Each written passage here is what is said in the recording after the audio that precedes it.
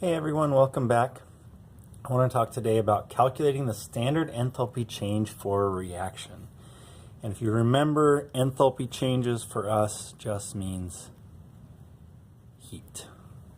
So we're talking about the heat absorbed or released by a chemical reaction and how to calculate that.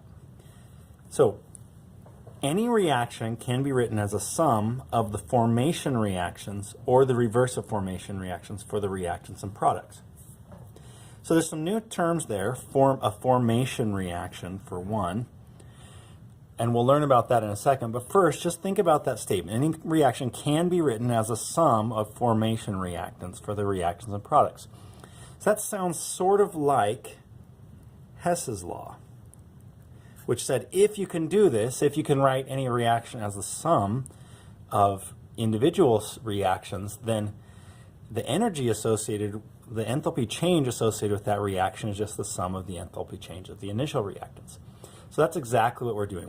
A mathematical statement of this is the delta H for the reaction is equal to the sum of these individual delta H's of reactions, which we call formation reactions.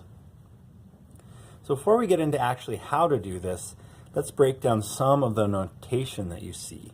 So we see a delta H here, and we've already established that delta H is the enthalpy change, which for us just means the heat absorbed or released by a chemical reaction. Next, we've got this little degree symbol here that's hanging out all of a sudden, and that indicates that this particular delta H is being calculated at standard conditions.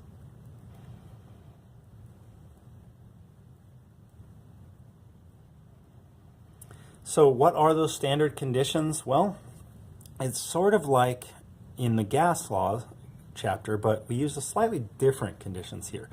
So for one, if it's a solid or liquid or gas, we're talking about them being pure.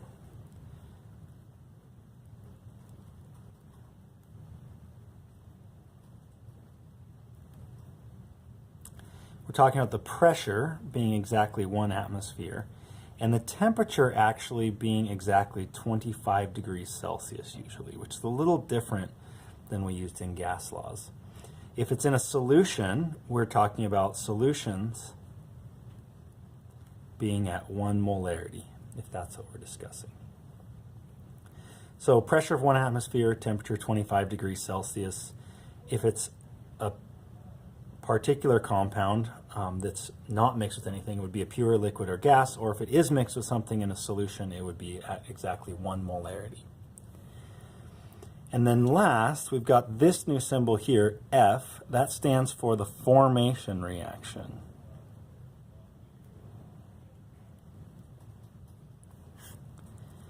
And a formation reaction is a reaction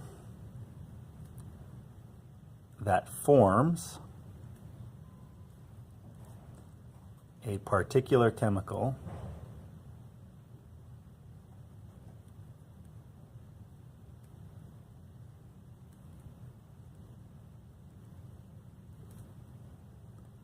from the individual elements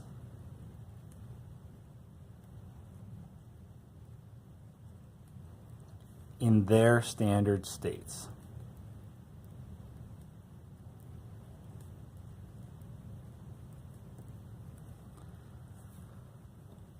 A reaction that forms a particular chemical from the individual elements in their standard states.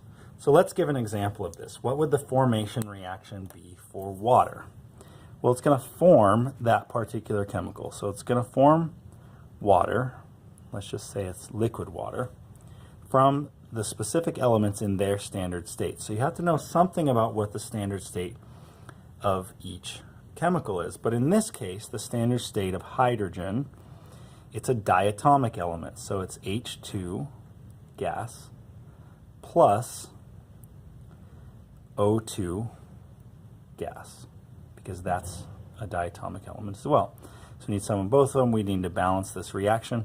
In this case, we don't balance the normal way. We normally balance without using fractions, but in this case we have to balance such that the product formed there's only 1 mole of. So we can only balance this reaction by using fractions or multiples on the reactant side, and we can't change the coefficients on the product side to make the formation reaction for water. So for the formation reaction for water, we would have hydrogen gas plus 1/2 mole of oxygen gas, making H2O.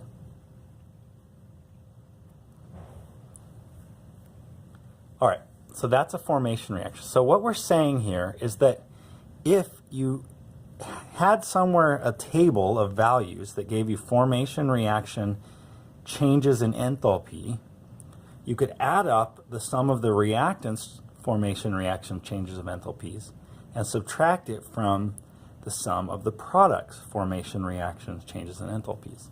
And it just so happens that we have exactly that table. And you can find these in the back of your textbook, or there's a table in your book. You can find these tables all over the place that list standard enthalpies of formation reactions at 298 Kelvin, which is 25 degrees Celsius. So if you wanted to look up for water, for liquid water, that formation reaction that we just listed, where it forms water from hydrogen and oxygen, would give off 285.8 kilojoules per mole of water. So let's actually see how we might apply this in a real life situation, or in a real life problem situation. So we've got a chemical reaction here. Ethane, 2 moles of ethane reacts with 7 moles of oxygen to give us 4 moles of carbon dioxide and 6 moles of water. And all we have to do is look up on the table the delta H of formation for each of the reactants. We multiply them by N, the number of moles. So we look these up on a table, multiply them by the number of moles stated in the reaction, and we sum up the products and then sum up the reactants and subtract the reactants from the products. So without further ado, let's do it. I'm just going to go straight to the table and look up the values right away for us. So we're first looking up ethane. Ethane is right down here. Ethane is in the gaseous state, so we'll look up ethane gas and see that it's negative 84.68 kilojoules per mole. Negative 84.68 kilojoules per mole. Oxygen, we know by definition is 0 because O2, it's a diatomic element, it's already in its standard state. Depending on whether those are listed on your table, you can look them up still. You can see that O2 gas is 0, but if you see the element already in its standard state, then you can just know it's 0 without even bothering to look it up. Next is carbon dioxide in the gaseous state. So we'll find carbon dioxide here. Negative 393.5 kilojoules per mole.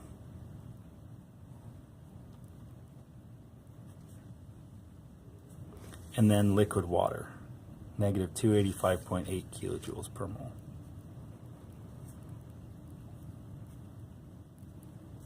So we're ready to go. We can come down here and set this up.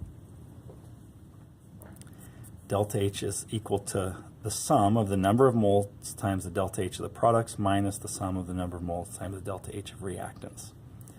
So we'll start out with the products over here, and we'll multiply 4 moles N. For CO2, we'll multiply 4 moles times negative 393.5 kilojoules per mole. That makes our moles cancel.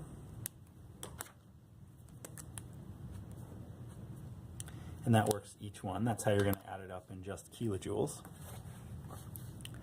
Plus the other product, which is water. So there's 6 moles of water times negative 285.8 kilojoules per mole.